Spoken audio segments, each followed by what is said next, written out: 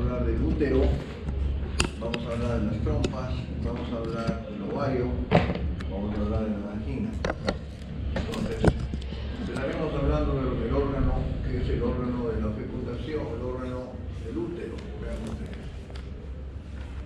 El útero está situado en el compartimiento inferior de la pelvis, vean ustedes, tiene la forma de una pera invertida. Para el estudio tiene tres partes importantes: el fondo, el cuerpo y el cuello. Se relaciona directamente, vean ustedes, anteriormente con la vejiga y posteriormente con el recto. Está adherido por una fascia que desciende del abdomen que se llama la fascia peritoneal, que se adhiere al útero por su cara anterior y posterior, no por laterales, anterior y posterior. La que se va por delante se profundiza y se va al fondo del saco vésico-uterino, que es una zona de menor declive. Si ustedes comparan acá con la región o el fondo del saco vésico-rectal, que es el llamado de Douglas. El más profundo es el posterior, con una profundidad aproximada de 7 centímetros. Cuando la vejiga está llena, vean ustedes, el útero tiende a desplazarse hacia atrás. Cuando la vejiga está vacía, el útero se desplaza hacia adelante y las asas intestinales muchas veces van a descender a este nivel, a nivel posterior. Entonces vean ustedes las características que tiene el útero. El útero tiene que saber, vean ustedes, las posiciones que adopta en la cavidad. Hay dos puntos importantes que vamos a ver: el ángulo de emersión y el ángulo de flexión. ¿Por qué es importante esto? Porque para que la fecundación o la anidación sea positivo, que llegue a un final a los 9 meses, tiene que tener el útero una posición adecuada. Veamos, esto es fondo, esto es cuerpo y esto es cuello. Entre el cuello y el cuerpo está lo que se llama el istmo. El útero va a tener dos ángulos importantes hacia adelante. Uno se llama el ángulo de flexión. El ángulo de flexión es el ángulo entre el cuerpo y el cuello uterino. Es decir, yo trazo una horizontal que pasa por acá y otra por el cuello uterino, es el ángulo de versión. El ángulo de flexión, perdón. Por el cuerpo, entre el cuerpo y el cuello. Ese es flexión. El ángulo de flexión. El ángulo de versión, con B chica, es el ángulo entre el cuerpo y el ángulo de la vagina. Ese es el ángulo de versión. Los dos ángulos, si los combinamos, vamos a tener ángulo, se llama ángulo antero-verso-flexión. El antero-verso-flexión es el ángulo adecuado para que el feto o el producto pueda evolucionar favorablemente, teniendo en consideración que si rota hacia atrás, ese ángulo se va a llamar ángulo de retro-verso-flexión. Ese es imposible para que pueda llegar a culminar un embarazo productivo. Es decir, esa posición uterina me va a llevar a abortos espontáneos. Por eso es la idea que quiero que llegue. Siempre ese es el ángulo de antero-verso-flexión que mira hacia adelante. El útero entonces va a tener, como les digo, vamos a ver acá, dos estructuras, dos serosas que lo cubren por delante y por detrás, que son la serosa peritoneal. Esta serosa que viene del abdomen, recubre, ingresa a ustedes al fondo del saco útero rectal, luego vuelve a ascender por la cara posterior del útero, lo recubre por su cara posterior, llega al fondo y vuelo desciende por su cara anterior y se relaciona con la vejiga en el fondo del saco vésico-uterino para luego cubrir la cara de la vejiga por su cara superior y regresa hacia el abdomen. Entonces vean ustedes, ese es el comportamiento del peritoneo. A la parte de la serosa peritoneal que cubre anterior y posterior al útero, lo vamos a llamar perimetrio. Este es un concepto que tenemos ya, perimetrio. El útero entonces, visto así, vamos a tener dos cosas importantes. Acá quiero que vean. Esto se llama útero, esto se llama, el útero va a tener 3 capas. Una capa que es la serosa peritoneal, que ya ve cómo se comporta. Perimetrio. Una otra que se llama muscular, miometrio. El miometrio. Endometrio. Donde vamos a tener lo que se llama las capas musculares, donde muchas veces se forman miomas y es la zona que sangra bastante. Y tercero, endometrio. Es el endometrio, la mucosa. El endometrio. Dentro de ello tenemos esta cavidad. Esto se llama cavidad uterina, lo que está por dentro del endometrio. Esto se llama el istmo, o cuello, que comunica ¿qué cosa? El cuerpo con el cuello. Este istmo va a tener 2 orificios, si ustedes ven acá. Un orificio cervical interno que comunica el canal endocervical con el cuerpo, con la cavidad uterina, y un orificio que se va a llamar cervical externo. Aquí lo tiene, que comunica canal, ¿qué cosa? Canal con... Así es, el canal con la vagina. Esa es la idea de que eso se llama el cuello uterino. Entonces, vamos a ver los elementos importantes. Ahora, el útero tiene elementos de fijación. Como toda víscera, siempre se les ha enseñado a ustedes cuáles son los elementos de fijación de víscera y qué lo sostienen en la cavidad. A pesar de que el útero es una víscera que se mueve bastante, o sea, no es que esté fijo totalmente, se mueve hacia adelante, se mueve hacia atrás. Pero lo que mantiene fijo al útero es el piso pelviano. ¿Qué lo va a mantener fijo al útero? Primero, su continuidad con el diafragma pelviano principal, y segundo, a la vagina. Esto mantiene fijo, además de una serie de ligamentos que lo unen hacia adelante a la vejiga, como son el ligamento vésico-uterino hacia adelante, y hacia atrás el ligamento que lo une al sacro, que lo vamos a llamar el útero sacro. Entonces, los elementos que tiene de fijación y sustentación del útero, el principal es su relación directa con el piso pelviano a través de la vagina y a través del diafragma pelviano principal. Hacia adelante, ya lo dije, con el ligamento vésico-uterino, y hacia atrás con el útero sacro. Pero además de ello va a tener una serie de elementos que lo mantienen en su sitio, como vamos a ver conforme avancemos, que son los ligamentos anchos, los paquetes vasculares, el ligamento redondo. Por eso lo vamos a ver conforme avancemos. Pero lo que tienen que saber es la posición que siempre tiene que tener el útero para que tenga un embarazo normal. ¿No es cierto? Que no haya trastornos y una característica. Igual marca, ya no sé. Igualmente acá. Entonces, él tiene una estructura, tiene un cuerpo, tiene un istmo, tiene un cuello. A ver, abre la puerta. Abre el bañito.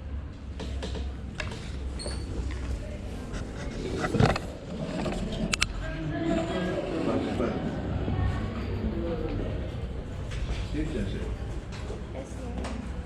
Entonces, un cuerpo, un istmo, y tiene un cuello.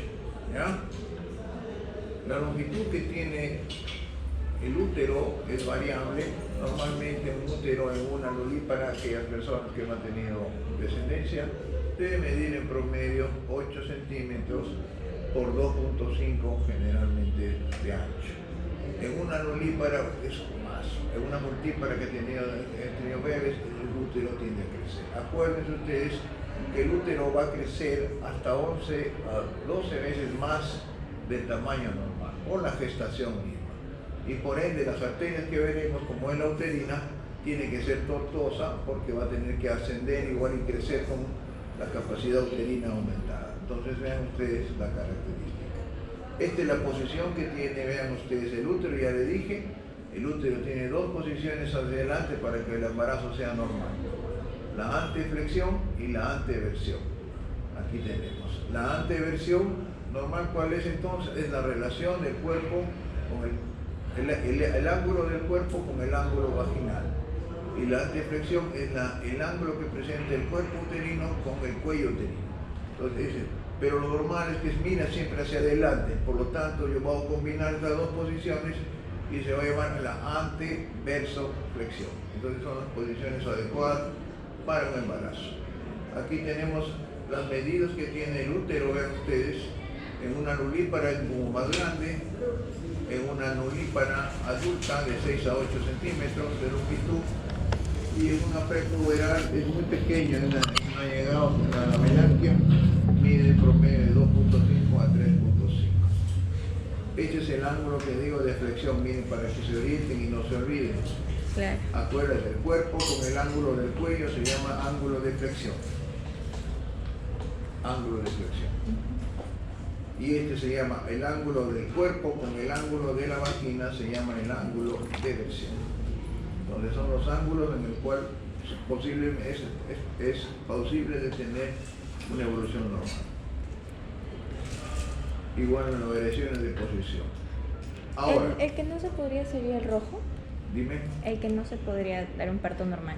Así Retro, es, retro. retro, verso, flexión. Y ustedes tienen que saber eso cuando hagan su serum, cuando evalúen pacientes gestantes o pacientes que constantemente están abortando, pierden sus bebés. Hay que ver importante la posición del útero. Pero ¿cómo puedo saber la posición del útero? Examinando que si no tengo un ecógrafo yo puedo saber la posición del útero. No sé. También transvagina. Tanto como eso, Okay. examinando el cuello uterino y sabiendo, acuérdense que el cuello uterino, ven acá, tiene dos labios, un labio anterior y un labio posterior. Cuando vean este labio, el labio anterior es más inferior que el posterior, ahí se ve, es más inferior, estoy tocando y lo veo. ¿Qué significa? Que el útero está mirando hacia adelante, está en una buena posición. Entonces ya hice el diagnóstico. Pero cuando el labio posterior está más inferior que el anterior, que significa que el útero está mirando hacia atrás, está en contacto con el recto, está en recto verso flexión y no es una posición adecuada para una gestación. Entonces esa es la idea de que solamente viendo el cuello uterino, no se olviden. En este caso vean ustedes, el labio anterior está más inferior, ¿no es cierto?, que el labio posterior. Entonces mira hacia adelante. Entonces esa es una posición adecuada para la gestación. Otra cosa que tienen que saber. El cuello uterino se relaciona con la vagina, con el tercio superior, y a esta estructura le voy a llamar paracolpos, o llamado fondo de saco vaginal. Los fondos de saco vaginal van a ser los siguientes: uno anterior, dos laterales y uno posterior. Siendo el posterior, miren, el de mayor profundidad. Y esto muchas veces se ve en las personas que han tenido relaciones sexuales y muchas veces, a pesar de la higiene que se realiza, en esta zona se queda el líquido seminal. Por eso le llaman el lago espermático muchas veces esto. ¿Ya? ¿Y no hay infección? Dime. ¿Hay infección ahí? No, porque son personas que generan para adelante.